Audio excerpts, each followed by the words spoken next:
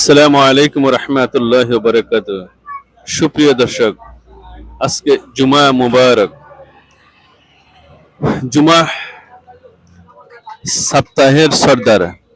আমরা জুমা নামাজে পড়ার চেষ্টা করব ইনশাল্লাহ, এবং রমজানের হয়তো আজকে রমজানের আগ মুহূর্তের যে আজকে জুমা, তারপরে মানে একটা জুমা হতে পারে, তারপরে রমজান।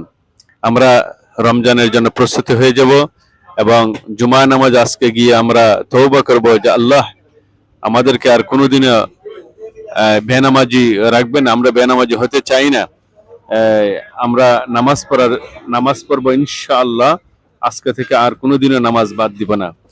আমরা ইনশাআল্লাহ আজকে থেকে তওবা করি যাতে আর কোনোদিন আমরা নামাজ না ছেড়ে দেই, কারণ রোজ কিয়ামতের দিন সর্বপ্রথম নামাজের হিসাব নেওয়া হবে।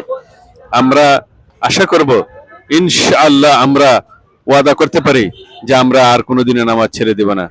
আর আমরা দলে দলে সবাই নামাজে যাব, মসজিদে যাব। আল্লাহ রাসূল সাল্লাল্লাহু আলাইহি ওয়াসাল্লাম বলছেন, মুসলমানের মধ্যে শুধু কাফের এবং মুসলমানের মধ্যে ব্যবধানই শুধু হচ্ছে নামাজ।